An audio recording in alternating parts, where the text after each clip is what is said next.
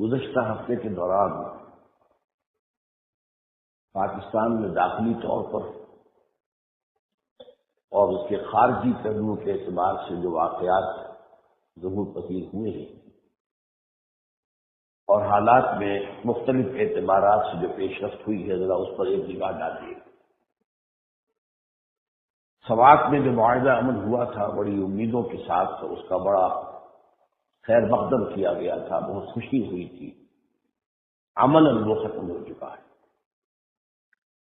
اگرچہ ابھی اس کو قائم رکھنے کی کوشش وہاں کی جو صوبائی حکومت ہے وہ بھی کر رہی ہے اور صوفی محمد صاحب بھی کر رہے ہیں، لیکن وہاں پر باقاعدہ فورسز کا ایکشن شروع ہوا، دیر زیری پر فوجی ایکشن لیا گیا اور وہاں سے کہہ دیا گیا کہ طالبان کا صفایا کر دیا گیا۔ اسی میں علاقہ میدان بھی ہے جہاں کے رہنے والے صوفی محمد صاحب، چنانچہ یہ خبر بھی آئی تھی کہ صوفی محمد صاحب بھی اپنے اس گاؤں میں محصور ہیں، چنانچہ حکومت صوبائی حکومت کا کوئی رابطہ ان کے ساتھ کئی دن سے نہیں تھا۔ کل میں نے ٹی وی پر ایک تو یہ دیکھا، یہ خبر جو ہے صوبائی حکومت کی طرف سے وہاں کے وزیر اعلیٰ نے نشر کی ہے کہ صوفی محمد صاحب نے کہا ہے کہ معاہدہ امن کے پر عمل کرنے کے بعد پھر اگر کسی نے ہتھیار اٹھائے تو وہ باغی تصور ہوگا۔ یہ گویا کہ ان کی طرف سے بھرپور کوشش ہے کہ حکومت کے ساتھ جو معاہدہ ہوا ہے اس کی وہ پوری طریقے سے پاسداری کرائے، لیکن معلوم یہ ہوتا ہے کہ حالات ان کے کنٹرول میں نہیں ہیں۔ وہ جو میں بارہا کہہ رہا ہوں کہ اصل میں یہ معاملہ اندرونی ہے نہیں۔ معاہدہ امن امریکہ کو پسند نہیں تھا، علیحدہ اس نے کہا کہ یہ غلط کام کیا گیا ہے، یہ تو آپ نے ان کے سامنے ہتھیار ڈال دیے، شدت پسندوں کے اور بنیاد پرستوں کے سامنے ہتھیار ڈال دیے، اس میں تو انہیں موقع مل جائے گا، وہ ری آرگنائز کر جائے گا، طاقتور ہو جائے گا۔ بڑی کھلا کھلا تنقید ہے ہوئی۔ اب ظاہر بات ہے کہ ان کے جو ایجنٹ وہاں کار فرما ہے موجود ہے، کیا مشکل ہے۔ ظاہر بات ہے لاہور میں آج کوئی دھماکہ کرنے کیسے روک لیں گے آپ؟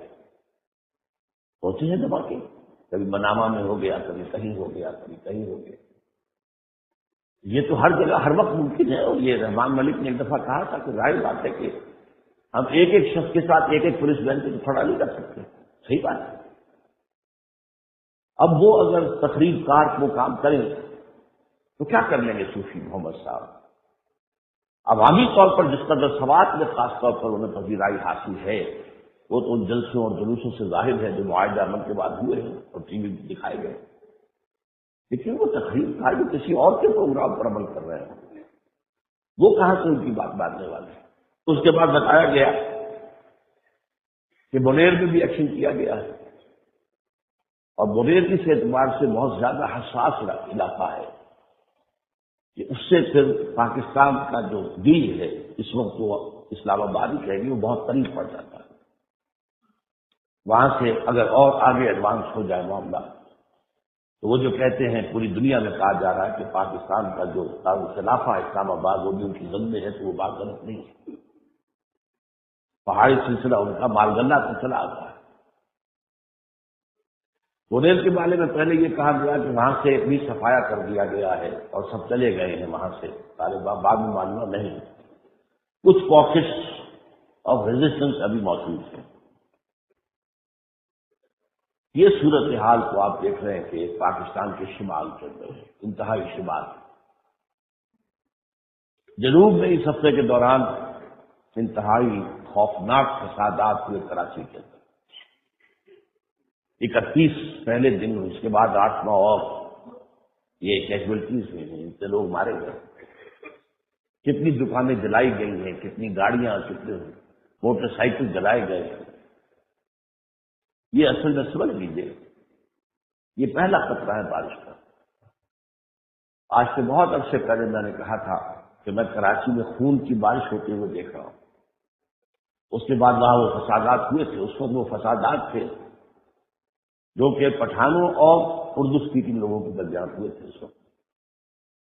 آج بھی وہی معاملہ ہے، کیونکہ جو اردو اسپیکنگ ہے، جو مہاجر قومی موومنٹ یا متحدہ قومی موومنٹ ہے، وہ ان کی نمائندہ ہے. وہ سمجھتے ہیں کہ کراچی پر ہمارا ہے، جہاں کسی اور قومیت کو نہیں لینے دیں گے. اب وہاں پہ پنجابی بھی اگرچہ ہیں، لیکن وہ منتشر طور پر رہتے ہیں مختلف آبادیوں میں. وہ مڈل کلاس سے تعلق ہے ان کا، یا اپر کلاس سے بھی ہے، بہت بڑے بڑے تاجر بھی ہیں پنجابی وہاں ہیں. انہیں وہ بھی گوارا نہیں ہے حقیقت. لیکن یہ کہ خاص طور پر پختون جو ہے وہاں پر، کیونکہ بہت بڑی تعداد ہے اور غریب لوگ ہیں، محنت کار ہیں، مزدور ہیں، اور ان کی تعداد جو ہے وہاں بہت ہے. میرا خیال ہے کراچی کی چوتھائی آبادی تو بن جائے گی جو کہ پختونوں کی ہے وہاں. ان کو وہ چاہتے ہیں کہ ہر صورت میں وہاں سے ان کا انخلا ہو جائے، اتنا ٹیرر پیدا کر دیا جائے کہ وہ وہاں سے چلے جائے.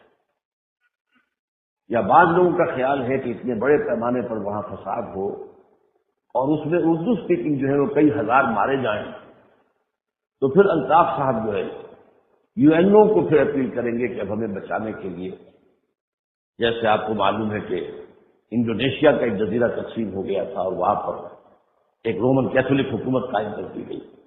ذرا سے فسادات ہوئے اور یونائٹڈ نیشن کی فوج پہنچ گئی. فلسطین میں یونائٹڈ نیشن کی فوج نہیں آ سکتی، 60 سال سے ہو رہا ہے جو کچھ ہو رہا ہے، باہر نہیں آ سکتی، سوال پیدا نہیں ہوتا. کشمیر میں نہیں آ سکتی، وہاں تو آ گئی اور آتی انہوں نے ایک رومن کیتھولک حکومت قائم کر دی ایسٹ تیمور.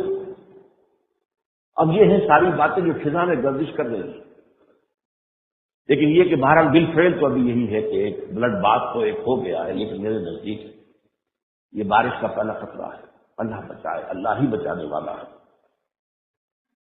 تیسری بات آپ نے پڑھی ہوگی، بلوچستان کے گورنر صاحب کہہ رہے ہیں کہ مرکز میری کوئی بات نہیں سنتا، اسلام آباد والے میری کوئی بات نہیں سن رہے، بلوچستان ہاتھ سے جا رہا ہے. وہی سہیں گے جو سیاستدان نہیں کہہ رہے، جو اپوزیشن کا آدمی نہیں کہہ رہا، گورنر صوبے کا سب سے بڑا ذمہ دار تھا اور مرکزی حکومت کا نمائندہ ہوتا ہے. وہ کہہ رہا ہے کہ مرکزی حکومت والے سنتے ہی کیسے مسئلے ہوتے، انہیں یہاں کے حالات اور احساسات کا اندازہ ہی نہیں. یہ ہیں حالات. اور چوتھی خبر، پاکستان کے بجٹ میں بہت بڑی کٹوتی لگائی گئی ہے ایٹمی پروگرام کو،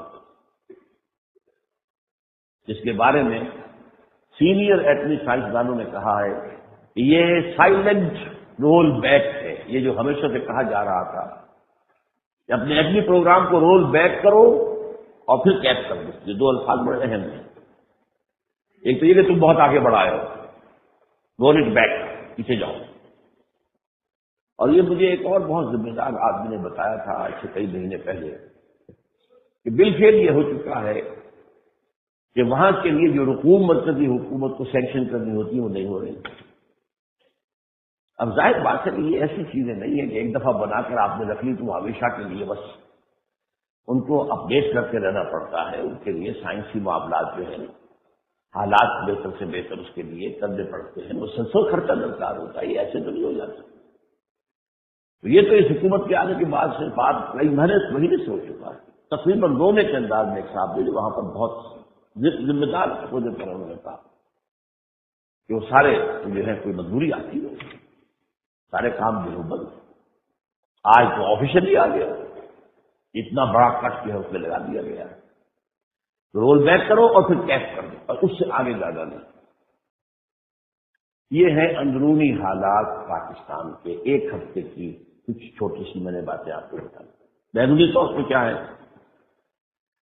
امریکہ کے ایک بہت ذمہ دار آدمی نے یہ کہا ہے آرمی کے کہ اگر وزیرستان کو تم خود خالی نہیں کرا سکتے القاعدہ سے تو پھر ہم ڈیزی کٹرز برسائیں گے. اب مجھے معلوم نہیں کہ آپ کتنے لوگ آپ میں سے ڈیزی کٹرز کو سمجھتے ہیں کہ اس سے مراد کیا ہے. یہ ایک ایسا خوفناک بم ہے. ایک تو بم وہ ہوتا ہے کہ جہاں گرا وہاں اس کے لوہے کے ٹکڑے گئے، یہ گیا وہ گیا، وہیں پر تباہی آئے گی. یہ جس علاقے میں گرتا ہے وہاں سے آکسیجن سک کر لیتا ہے.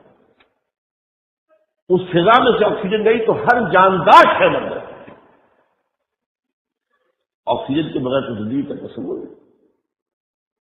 یہ جیسی کٹرس یہی پھینکے گئے تھے افغانستان میں، جس کے بعد کہ ملا عمر نے اپنی جو بھی تدبیر تھی اس کو کھول دیا، ختم کر دیا، ڈسبینڈ کر دیا، کہا کہ بھائی اپنے اپنی جگہوں پر تلاش کرو، جاؤ اور چھپ جاؤ. اس کے بعد ریئیکشن کریں گے، پھر دوبارہ دیکھیں گے، حالات دیکھیں گے. جیسی کٹرس تو وزیرستان کے حد تک جو ہے جیسی کٹرس کی دھمکی دے دی گئی. دوسرا نہایت معنی خیز بیان اب آیا ہے اوباما کا، ذرا اندازہ کیجیے. انہوں نے کہا کہ پاکستان کی سیاسی حکومت تو کمزور ہے، یعنی اب ان کا اعتماد نہیں ہے پاکستان کی سیاسی حکومت.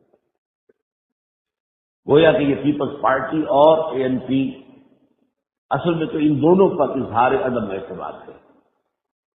سب سے پہلے ANP نے سرنڈر کیا، جو بھی مطالبہ تھا شریعت کا اس کے سامنے. پھر پارلیمنٹ نے کر دیا، تو گویا کہ پارلیمنٹ جو ہے وہ بھی سرنڈر کر دیا. تو امریکہ کو تو یہ پسند نہیں ہے، لہٰذا انہوں نے سیاسی حکومت پر سے اپنا اعتماد کی خاطر کا اعلان کیا. دوسری بات کیا کہی ہے، اس سے بھی نظر آئے. ہاں، پاکستان کی فوج نے اب یہ باور کر لیا ہے کہ جو اس کی لائف لانگ آبسیشن تھی، جو اس پر ایک ہوا سوار رہا ہے، جو اسے وہم رہا ہے ہمیشہ سے کہ اسے اصل خطرہ جو ہے بھارت سے ہے، اب وہ سمجھ لیا کہ نہیں، اصل خطرہ بھارت سے نہیں ہے، اصل خطرہ اندر سے. گویا کہ ان کے کہنے کے مطابق جو وہ کہہ رہے ہیں، یہ بھی ممکن ہے کہ یہ اصل میں پاکستان کے عوام اور فوج کے درمیان ایک خلیج پیدا کرنے کی گناولی سازش ہے. یہ بھی ہو سکتا ہے کہ اس میں چھپی ہوئی دعوت ہو فوج کے لیے کہ تم آگے آؤ اور سنبھالو. اور یہ بھی ہو سکتا ہے کہ فوج کی سطح پر وہ یہ باور کرا چکے ہیں کہ اب جو ہے معاملہ بھارت کے سامنے آپ کو سر تسلیم خم کرنا ہی ہے، اس کی سپریمیسی کو آپ نے ماننا ہی ہے، اس کے سوا آپ کے لیے کوئی چارہ کار نہیں. واللہ اعلم. لیکن میں تو خبر کی حد تک بات کر رہا ہوں کہ پاکستان کی فوج کو البتہ یہ احساس ہو گیا ہے کہ جو لائف لانگ ہسٹوریکل آبسیشن تھی کہ ہمیں اصل خطرہ بھارت سے ہے، کہ بھارت ہمیں ختم کرنا چاہتا ہے، وہ غلط تھا، یہ ہمارا وہم تھا. اصل خطرہ تو اندر سے. تو اندر سے کیا ہے؟ تو ظاہر بات ہے کہ جو کچھ بھی اندرونی خلفشار ہے اس سے ہے. یہ وہ چیزیں ہیں ذرا. اور میں اس کا جو سوچ رہا ہوں وہ کیا ہے کہ واقعتاً اگر بھارت کی جو ہمیشہ سے دلی خواہش ہے وہ اگر امریکہ اور نیٹو فورس پوری کرا دے تو بھارت کو اور کیا چاہیے. خام صاحب وہ فوج کشی کرے تو اس سے بھی تو مرنا پڑے گا نا. ہاں، وہ جا کر افغانستان میں نیٹو اور امریکی فوجوں کی مدد کرنے کو تیار ہے. 1.5 لاکھ فوج جو وہاں نہیں ہے، بہت سے لوگ آ چکے ہیں، اور 1.5 لاکھ فوج جو ہے بھارت کی وہ افغانستان میں ہے. اب یہ حالات ہیں. ان حالات میں اگر صورت حال کسی شخص کی وہ ہو جائے جو میں بار بار ایک شعر کی شکل میں رکھتا رہا ہوں کہ سنبھلنے دے مجھے اے نا امیدی کیا قیامت ہے کہ دامان خیال یاد چھوٹا جائے ہے مجھ سے. امید کا دامن اگر ہاتھ سے چھوٹے تو کیا آپ الزام دے سکتے ہیں، کیا کہہ سکتے ہیں. صورتحال جس طرح یہ وہ باتیں ہیں جو میں 15-20 سال سے کہہ رہا ہوں. اور بہت سے ہمارے ساتھی جو کہتے تھے کہ آپ خام خواہ لوگوں کے اندر مایوسی پھیلا رہے ہیں. لیکن مجھے تو نظر آ رہا تھا، میرا ذہن منطقی ہے. وہ صورتحال کو دیکھ کر اس سے منطقی نتیجے نکالنے کی صلاحیت ہے اس میں. کوئی مجھے وہی نہیں آتی معاذ اللہ، کوئی میرے لیے کوئی خاص جو ہے کوئی اور الہام ربانی کا معاملہ. بس یہ کہ کوئی خیال کبھی اللہ کی طرف سے بھی دل میں آتا ہی ہے انسان کے. لیکن یہ کہ منطق ہے، سیدھی سیدھی منطق ہے. حالات جدھر جا رہے ہیں وہ یہی. اب آج کے جنگ میں یہ جو آپ کو معلوم ہے کہ ایک قطعہ جو ہے 2 اشعار کا مسلسل آتا ہے ایڈیٹوریل پیج پر. انور شعور نامی پہلے ہوتے تھے رئیس ابروہوی، وہ بہت بڑے شاعر تھے، بڑے قادر الکلام شاعر تھے. اور واقعتاً وہ بہت ہی ہر روز کی مناسبت سے وہ ایک شعر جو کہتے تھے، وہ ان کا خاص ایک ملکہ تھا، اس میں ان کا کوئی مد مقابل نہیں ہے۔ وہ تھوڑا سا ان جگہ کو پر کرنے کی کوشش کی انور شعور صاحب نے، تو آج تو انہوں نے بہت بامانی شعر کہا ہے۔ خیریت کس طرح بتائیں ہم، کیسے دل چیر کر دکھائیں ہم، قصہ غم تمہیں سنائیں ہم، اتنے آنسو کہاں سے لائیں ہم۔ اب کیونکہ وہ کراچی کے رہنے والے، اس وقت کراچی کی جو فضا ہے اس میں تو واقعہ تو ان کا یہ دی کہ ان کے آنسو جو ہیں کتنے آنسو کہاں سے لائیں، کتنے گھر اجڑے ہیں، کتنے بچے یتیم ہوئے ہیں، کتنے خاندانوں کی روزی برباد ہوئی ہے، کتنی دکان ریڑھی والوں کو، کھوکھے والوں کو، کیونکہ پیش نظر ٹیرر ہے، ایسی فضا پیدا کر دی جائے کہ خود یہاں سے جانا شروع ہو جائے، ایکسوڈس شروع ہو جائے، چلے جائیں۔ بہرحال یہ حالات ہیں۔ اس میں میں ایک تجزیہ تو آپ کے سامنے بے شمار مرتبہ کر چکا ہوں۔ دیکھیے معاملے کے دو پہلو ہیں، ما بیننا و بین ربنا، ایک معاملہ ہمارے اور ہمارے رب کے مابین، اور ایک معاملہ ما بیننا و بین العالم الغربی تحت قیادت الیہودی، ایک معاملہ ہے امت مسلمہ کا مغربی دنیا سے جس کی قیادت ہاتھ میں ہے یہودیوں۔ یہ دو ایسپیکٹس ہیں، اور آج میں سوچ رہا تھا کہ میں جب سورہ بقرہ کے مضامین کی ایک تقسیم بتایا کرتا ہوں کہ اس کے دو حصے ہیں، ایک ورٹیکل ڈویژن ہے، 18 رکوع ادھر 22 ادھر۔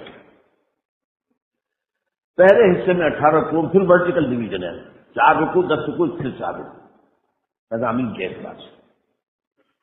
دوسرے حصے میں جو 22 رکوع ہیں اس میں 4 لڑیاں جو ہے بٹی ہوئی ہیں، گویا کہ وہاں کوئی ورٹیکل ڈویژن نہیں ہے، ایک رسی ہے، 4 لڑیاں ہیں، اسی انہیں بٹ دیا گیا ہے، ایک رنگ لال رنگ کی ہے، ایک نیلے رنگ کی ہے، ایک پیلے رنگ کی ہے، ایک ہرے رنگ کی ہے۔ تو اگر سے وہ لڑیاں کنٹینیوس ہوتی ہیں، رنگ کنٹینیوس نہیں ہوتا، لال نظر آئی، پیلی نظر آئی، پھر پیلی نیلی، پھر وہ کٹے ہوئے۔ تو اس طرح کے مضامین جو ہیں 22 رکوعوں میں وہ کٹے پھٹے ہیں، لیکن کھول دیں لڑیوں کو تو معلوم ہوتا ہے کہ وہ مسلسل ہے۔ یہی معاملہ ہے اس وقت اللہ کے ساتھ جو ہمارا معاملہ وہ ورٹیکل ہے، وہ میں بعد میں کہوں گا۔ یہ جو ہے اس وقت عالم غربی، دی ویسٹ، اور اس کی قیادت یہود کے ہاتھ میں، تفاصیل میں بہت بیان کر چکا ہوں، اس وقت بیان کرنے کی بات کروں۔ ان کا معاملہ کیا ہے؟ امریکہ جو ہے وہ گویا کہ اس کا سب سے بڑی علامت ہے، یہ سول سپریم پاور آن ارتھ، زمین پر اس وقت وہ، اگرچہ اس وقت ریسیشن کی وجہ سے حالات خراب ہیں، مالی اعتبار سے ان کے جو ہے ٹائر پنکچر ہو رہے ہیں، لیکن پھر بھی وہ بہت بڑی طاقت ہے۔ ان تمام چیزوں کو برداشت کر لینے کا اس کے اندر ابھی کافی جو ہے امکان موجود ہے۔ اس میں 4 لڑیاں ہیں جو کہ اس کی بٹی ہوئی ہے آپس میں، جو اس کی پالیسی ہے اس کو اگر آپ سمجھیں۔ سب سے پہلے سب سے اہم کیا ہے جس پر ان کی اس وقت ساری جتنا ان کا تھنک ٹینک ہے، جتنا ان کا برین ٹرسٹ ہے، وہ چاہے مختلف یونیورسٹیوں میں ہو، مختلف اداروں میں ہو، مختلف فاؤنڈیشنز میں ہو، مختلف وزارتوں میں ہو، فوکس کیا ہوا وہ کیا ہے؟ یہ جو پچھلی صدی کے آخر میں یو ایس ایس آر کے خاتمے کے بعد امریکہ کو سول سپریم پاور اور ارتھ کی حیثیت حاصل ہو گئی،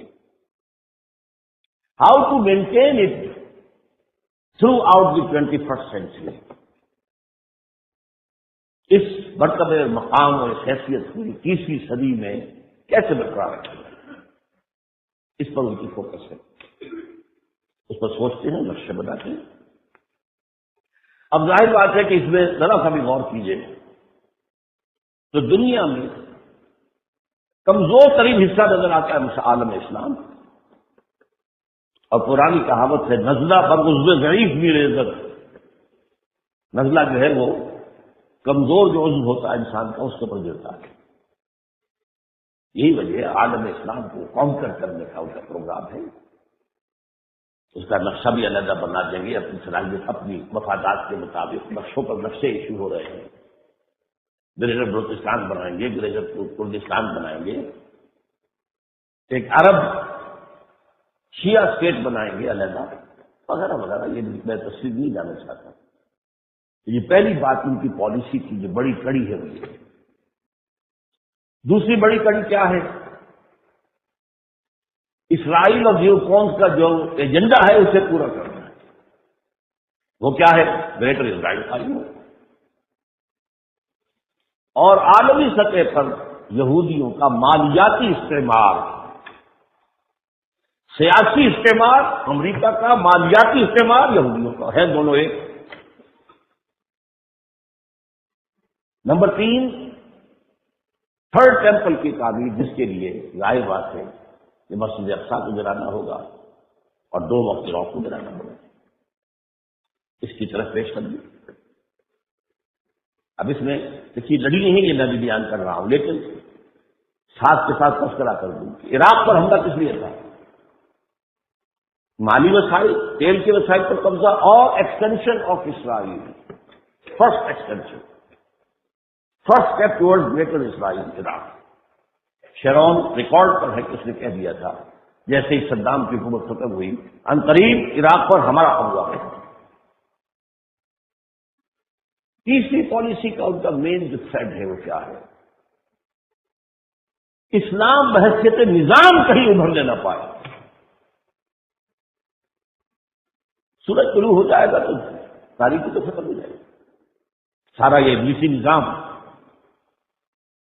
وہ جو ابلیس کی مجلس شورا میں ابلیس کا ایک مشیر کہتا ہے، اس میں کیا شک ہے کہ محکم ہے یہ ابلیسی نظام. کیوں گھبرا رہے ہیں آپ؟ کیا آپ کو تشویش ہو گئی ہے؟ یہ ابلیسی نظام جو ہم نے قائم کیا وہ دنیا میں بڑا مضبوط ہے. ایک مشیر کہتا نہیں تمہیں پتہ نہیں ہے، جمہوریت آ گئی ہے دنیا میں، اب ہماری ابلیسیت تو ختم ہو جائے گی. وہ کہتا ہے پاگل ہو گئے، جمہوریت تو ہم نے خود بنائی ہے. انسانی حاکمیت ایک شخص کی بجائے عوام میں بانٹ دی. کفر تو یوں ہے، کفر ہے، شرک ہے. ہم نے خود شاہی کو پہنایا ہے جمہوری لباس. جب ذرا آدم ہوا تو صلاح سے فرمایا. دوسرے نے کہا کہ ہاں یہ تو ٹھیک ہے، لیکن یہ تو کمیونزم آ گیا، کیا ہوگا؟ یہ توڑ دی بندوں نے آقاؤں کے خیموں کی تعداد. ابلیس کہتا ہے کب لگا سکتے ہیں مجھ کو اشتراک سے پوچھا کر. یہ پریشان روزگار آشفتہ مغز آشفتہ ہو، ان سے کچھ نہیں ہوگا. ہے اگر کوئی خطر مجھ کو تو اس امت سے ہے جس کی خاکستر میں ہے اب تک شرار آج. تو جو اقبال نے ابلیس کی نگاہ سے ہمیں دکھایا تھا آج سے 60 سال پہلے، 63 سال پہلے، 1936 کی یہ لکھی ہوئی چھپی ان کے انتقال کے بعد ہے. وہ آج مغرب دیکھ رہا ہے کہ خطرہ. جیسے ہی USSR ختم ہوا تھا تو انہوں نے اپنے نیٹو کو پھر اثر نو مضبوط کرنا شروع کیا، مزید ایکسٹینڈ کیا، مزید یورپین کنٹریز کو شامل کیا. کسی نے پوچھا اب کیا فکر ہے آپ کو؟ انہوں نے کہا کہ ہمیں اب مسلم فنڈامنٹلزم کا خطرہ ہے، نظام کی جنگ. اسی کا خطرہ پیدا ہو گیا تھا افغانستان میں، نظام کہیں غائب نہ ہو جائے. اب سے حاضر کے تقاضاؤں سے ہے، لیکن یہ خوف ہو نہ جائے آشکارا شر پیغمبر پہ. وہ آشکار ہونے لگا تھا. ابھی صرف کھوپڑی پھوٹی تھی، ابھی کوئی نظام پورا نہیں آیا تھا، ابھی وہ کوئی سایہ دار درخت نہیں بنا تھا. لیکن یہ کہ جب ایول ان دی بڈ، اور آپ نے دیکھا کہ پوری دنیا عراق افغانستان کے خلاف آ گئی. پورا نیٹو، امریکہ، ادھر سے کینیڈا، ادھر سے آسٹریلیا اور USSR کی، روس کی بھی پشت بنائی اور چین کی بھی پشت بنائی. الکفر باللۃ الواحدہ. اسلام کہیں ایک نظام کی حیثیت سے کام ہے. اب ظاہر بات ہے کہ وہی چھوٹی سی قوموں نے سوات کو ابھرتے ہوئے بنا لی. لہٰذا کیسے برداشت کر سکتے؟ اس میں تو ہر قیمت کو ختم کر. نمبر 4، اب چین کا گھیراؤ کرنا ہے. اب ابھرتی ہوئی طاقت USSR تو ختم ہے، اگرچہ رشیا بھی پھر تھوڑا سا کچھ سانس لینے کی اٹھنے کی کوشش کر رہا ہے، لیکن ابھی بہت پیچھے ہے، اور اس کے مقابلے میں سینٹرل اور ویسٹرن یورپ مضبوط ہو چکا ہے۔ لیکن یہ ہے کہ چین ابھرتی ہوئی طاقت ہے۔ اب اس کو کنٹین کرنے کی، جیسے کبھی کنٹینمنٹ آف USSR پالیسی تھی، اب کنٹینمنٹ آف چائنا پالیسی، اس کے لیے بھارت کو ابھارنا ہے، بھارت کو منی سپر پاور بنانا ہے، بھارت کے ساتھ ایٹمی معاہدہ بھی کیا ہے، اور اس گھیراؤ میں پاکستان کا رکھنا آتا ہے، اس کا بھی معاملہ ختم کرنا۔ یہ رہے تو بھارت کا کعبہ محمل بن کر رہے، بس کوئی انڈیپینڈنٹ اپنی خود مختار اور اپنی خود سوچی ہوئی اپنے مفادات کے تحت پالیسی نہ تیار کر سکے، بھارت کے قابل ہے۔ اور اسرائیل کے اس پروگرام کے لیے خاص طور پر کہ مسجد اقصی کو گرانا ہے، پاکستان کے ایٹمی دانت اس سے پہلے توڑ دینے ضروری ہے۔ اب یہ ہیں چار کڑیاں گتھی ہوئی ہیں آپس میں، اور یہ طاقت کتنی بڑی ہے دنیا کی، یہ صورتحال کس درجے مخدوش ہے، اب آپ اس کا اندازہ کریں۔ اکثر چیزوں سے فوکس ہو رہی ہے پاکستان پر، کنٹینمنٹ آف چائنا پالیسی بھی اس پر آ رہی ہے، اب وہ اسلام کے ابھرنے کا معاملہ بھی یہاں سے آ رہا ہے، ایٹمی طاقت بھی یہاں ہے۔ تو یہ تو معاملہ ہے ما بیننا و بین العالم الغربی تحت قیادت یہودی، یہ ایک مسئلہ ہے ہمارا، ایک طرف ہم ہیں، دنیا کو ہے پھر مارتا ہے روح و بدن پیش، تہذیب نے پھر اپنے درندوں کو ابھارا، اللہ کو پاور دیے مومن پہ بھروسہ، ابلیس کو یورپ کی مشینوں کا سہارا۔ اب آئیے دوسری طرف، ماں بیننا و بین ربنا، ہمارے رب کے درمیان معاملہ کیا ہے؟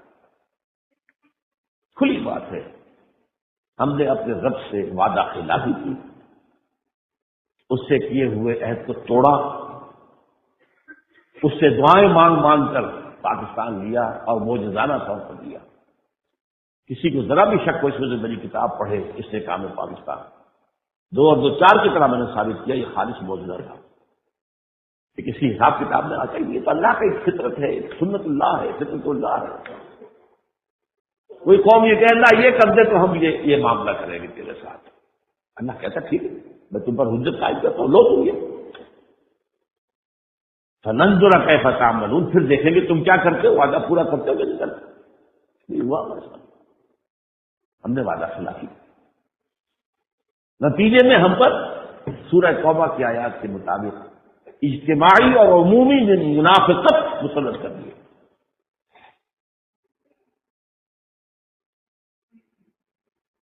اس منافقت کا ایک سب سے بڑا ظاہر نفاق باہمی، اب وہ قوم ایک نہیں ہے، اب بلوچ علیحدہ ہیں، پشتون علیحدہ ہیں۔ اب ایک اور تازہ دھمکی آئی ہے سرائکی والوں کی طرف سے بھی کہ قریب اگر تم نے ہمیں سرائکی صبح علیحدہ نہ دیا تو ہم تحریک شروع کر دیں گے۔ اب تو ظاہر بات ہے کہ جب چل پڑی ہو فضا تو سبھی اپنا لطف کرنے کے لیے تیار رہتے ہیں۔ اب ویسے تو ان کا حق ہے، کوئی ان کا انکار نہیں کر سکتا، بڑی غیر فطری سی بات ہے۔ پاکستان کا ایک صوبہ باقی تینوں صوبوں سے بڑا ہے، اس کے اندر تعداد لوگوں کی تعداد ہے تینوں صوبوں سے بڑا۔ جو پنجاب ہم چھوڑ کر آئے تھے 1947 میں، جہاں سے ہم نے ہجرت کی ہے، وہ چھوٹا تھا، یہ بڑا ہے۔ مشرقی پنجاب 14 ضلع تھے، مغربی پنجاب جو پاکستان میں آیا 17 ضلع تھے، وہاں ان 14 ضلعوں کے 3 اسٹیٹس بن چکی ہیں۔ ٹھیک ہے، لوگ چاہتے ہیں زیادہ ایک ریاست، ٹھیک ہے، لوگ تمہارے حقوق ہے۔ بہار تقسیم ہو چکا، یو پی کے اندر بھی تقسیم ہوئی ہے، چھوٹی سی ہوئی ہے، زیادہ بڑی نہیں۔ پورے ساؤتھ انڈیا کا نقشہ بدل چکا ہے، تمام صوبے انہوں نے زبان کی بنیاد پر بنا دی، ٹھیک ہے، ہر ایک صوبے کی اپنی زبان ہے، رابطے کی زبان انگریزی ہے، مرکز کی زبان انگریزی ہے، تاکہ ہر صوبے کی اپنی زبان ہے، اپنی زبان میں سارا پروفیشنل معاملہ ہوگا۔ ہر صوبہ کو وہ کہتے ہیں، اسٹیٹ کہتے ہیں، ریاستیں، جیسے یونائٹڈ اسٹیٹس آف امریکہ ہے تو یونائٹڈ اسٹیٹس آف انڈیا ہے۔ یہ امریکہ سے 4 گنا آبادی ہے، اس کی 4 گنا۔ ایک صوبہ جس کو صوبہ کہنا جو ہے یو پی، 19 کروڑ کی آبادی ہے، پاکستان سے کہیں زیادہ، پورے ملک پاکستان سے 190 بلین ایک صوبے۔ تو صوبوں کی تصویر میں کیا حرج ہوتی ہے؟ وہ باہر نہیں کرا جاتا صوبہ ملک سے، اندر ہی رہتا ہے، لیکن اڑے رہے جیسے کہ گویا کہ آسمان سے اترے ہیں۔ انگریز کے بنائے ہوئے صوبے ہیں یہ، اس کے آنے سے پہلے تو صوبوں کی یہ تصویر نہیں تھی اس طرح کی۔ بہرحال ایک طرف تو نفاق کے باغی ہے اور ایک طرف اخلاق کا دیوانہ جو نکل گیا۔ آیت المنافق ثلاث، منافق کی تین نشانیاں ہیں، جب بولے جھوٹ بولے، وعدہ کرے خلاف ورزی کرے، کہیں امین ہو تو قبول کرے۔ اب جہاں جھوٹ اور وعدہ خلافی رول آف دی ڈے بن چکی ہو، وہاں گڈ گورننس کہاں سے آ جائے گی؟ جہاں غبن جو ہے وہ سیدھے مادر کی طرح سمجھا جائے، ماں کے دودھ کی طرح، وہاں معاملات مالی کیسے بگڑے جائیں گے؟ دیوالا نکل گیا۔ یہاں کی دولت لوٹ کر باہر کے بینکوں میں جمع کرا دی گئی، اور وہ بینکوں میں سکڑ رہی ہے، جو ہاتھ بینکوں کا وہاں ہو رہا ہے۔ وہ تو جو سب آئل والے جو ہیں ان کی دولتیں جو ہے سکڑتی جا رہی ہیں نا، سب نے اپنی دولتیں وہاں جمع کرائی ہوئی ہے، وہاں سے صرف سود منگا کے اس پر اپنی حکومت چلا دیں گے، باقی اصل دولت تو وہاں ہے۔ بہرحال اخلاق کا دیوالہ نکلا، گڈ گورننس کا دیوالہ نکلا، اور مالی دیوالہ بھی نکل چکا۔ ان حالات میں اب اللہ ہمارے اور اللہ کے مابین کیا مسئلہ ہے؟ دیکھیے اچھی طرح سمجھیے، وہ غفور بھی ہے، رؤوف بھی ہے، رحیم بھی ہے، وہ ودود بھی ہے، تواب بھی ہے، لیکن شدید الانتقام، شدید العقاب، سزا دینے میں بھی بہت سخت اور انتقام دینے میں بھی بہت سخت، یہ بھی اس کی شان ہے۔ ان بطش ربک لشدید، تمہارے رب کی پکڑ بہت سخت ہوتی ہے، اور وہ اچانک آتی ہے، لوگ سمجھتے کہاں سے آ جائے گی، کہاں سے عذاب آ جائے گا۔ وہ جو سورہ کہف کے اندر باغ والے کا قصہ ہے، اس میں کہاں سے میرا باغ اجڑ جائے گا، میں نے تو ایسا اہتمام کر رکھا ہے، پورا آبپاشی کا میرا نظام ہے، اور میں نے جو درمیان میں جو انگور کی بیلیں ہیں ان کی چاروں طرف جو ہے کھجور کے درختوں کی باڑ لگا دی ہے کہ آندھی بھی نہیں اثر کر سکتی، میں نے سارا انتظام کر دیا ہے، کہاں سے عذاب آ جائے گا؟ میں نہیں سمجھتا ان تبید حاضر ابدا کہ میرا یہ باغ جو ہے کبھی جو ہے وہ برباد ہو سکتا ہے۔ ہو گیا، اللہ کا حکم آیا، حکم ختم۔ تو صورتحال یہ ہے، اور میں نے جو آیتیں سنائی تھی وہ کیا تھی؟ سورہ روم اور سورہ سجدہ یہ ہم مضمون صورتیں ہیں، اگر جو درمیان میں آ جاتی ہے سورہ لقمان، لیکن سورہ روم سے پہلے سورہ عنکبوت ہے۔ عنکبوت اور لقمان میں ایک مناسبت ہے، اور سورہ روم اور سورہ سجدہ میں مناسبت۔ سورہ روم کی آیت ہے ظہر الفساد فی البر والبحر بما کسبت ایدی الناس، بحر و بر میں فساد رونما ہو چکا ہے۔ وہ شہر کے جو بحر کے ساحل پر بیٹھا ہوا ہے کراچی، وہاں کا فساد دیکھو، اور یہ جو پہاڑوں کے اوپر ہو رہا ہے اس کو دیکھو۔ ظہر الفساد فی البر والبحر بما کسبت ایدی الناس، یہ ہوا ہے لوگوں کے اپنے ہاتھوں کے کرتوتوں کی وجہ سے۔ اللہ غالب ہے تاکہ اللہ مزہ چکھائے انہیں ان کے کچھ اعمال کا، لعلہم یرجعون، شاید کہ لوٹ آئے، تھوڑا سا پکڑیں، تھوڑا سا عذاب دیں، تھوڑی سی دقت لائیں، تھوڑی سی مشکلات پیدا ہوں، شاید ہوش میں آ جائیں، جاگ جائیں، اونگرا کا ٹھیلا لگ جائے اس کو تو جاگ جائے، ہوش میں آ جائے۔ اور سورہ سجدہ میں وَلَنُذِيقَنَّهُم مِّنَ الْعَذَابِ الْأَدْنَىٰ دُونَ الْعَذَابِ الْأَكْبَرِ لَعَلَّهُمْ يَرْجِعُونَ، ہم انہیں بڑے عذاب سے پہلے چھوٹے عذاب کا مزہ چکھا کر رہیں گے، شاید کہ یہ لوٹ آئے۔ پاکستان کے معاملے میں چھوٹا عذاب 1971 میں آیا، ویسے تو اور جو ہے زلزلے آ گئے، یہ آ گیا، وہ چھوٹی چیزیں ہوتی ہیں۔ قومی سطح پر، ملکی سطح پر پہلا بڑا کوڑا جو ہے 1971 میں پڑا، 93,000 فوجی، 93,000 پاکستانی، 53,000 فوجی تھے، 50,000 سویلینز۔ یا 40,000 فیل اس ہندی کو ہندو کی قید میں گئے جن پر کہ کہیں 800 برس کہیں 1000 برس حکومت کی. ہمارے کتنے ہتھیار ان کے ہاتھ میں آئے. ہمارے جرنیل نے اپنے ہاتھ سے یو تو جزیہ کا یدیم ہم صابرون، ہاتھ سے جزیہ پیش کریں اور چھوٹے بنے. اور ہمارا ٹائیگر کیا کہتا ہے اس جرنیل سے، sir how did I fight, میں کیسا لڑا آپ بتائیے. اور اس سیکھنے کا ایڈیٹ، کیا قابل گدھا، کیا بات کرنا. یہ ہمارے جرنیل ٹائیگر اس کی بات ہے، ایڈیٹ. ہتھیار ڈال رہا ہے اور اپنی لڑائی کی تعریف مانگتا ہے کہ میں اچھا لڑا. یہ حال ہمارا. اور اس کے بعد میں بتا چکا ہوں پاکستان 6 دن کی مار تھا، مغربی پاکستان. وہ تو نکسن کے دل میں جو اللہ نے ڈالا، اس نے کوسیجن کو فون کیا، اس نے اندرا کو فون کیا، سب ہاٹ لائن سے اوپر. بہرحال ہم نے اس عذاب سے کوئی سبق نہیں سیکھا. ہماری قومی زندگی کے رخ میں کوئی تبدیلی نہیں آئی. افراد نے بھی اپنی زندگیوں کے اندر کوئی تبدیلی برپا نہیں.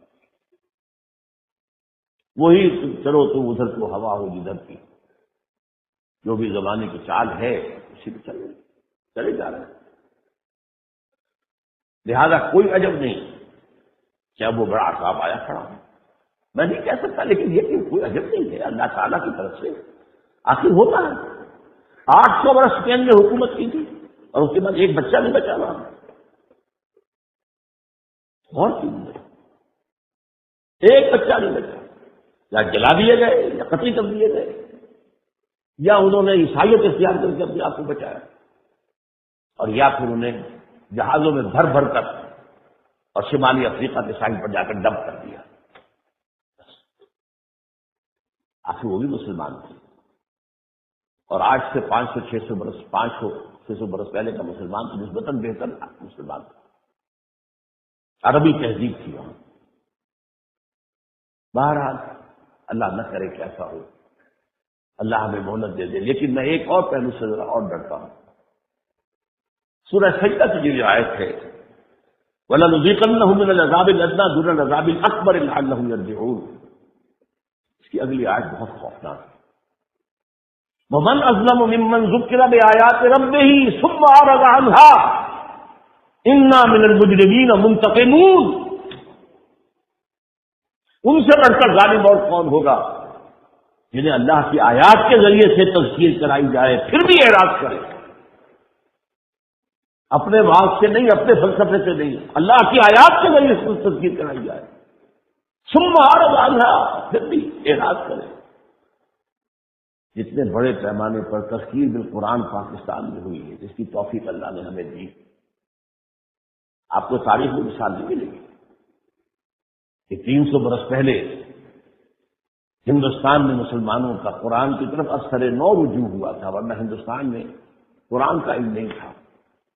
سرکاری زبان فارسی تھی، جیسے آج انگریزی ہے. لوگ انگریزی فارسی پڑھتے تھے، عربی کیوں پڑھے گی؟ عربی تو صرف علماء پڑھتے تھے، اور علماء کا سارا زور ہوتا تھا فقہ پر، قرآن پر ڈھائی.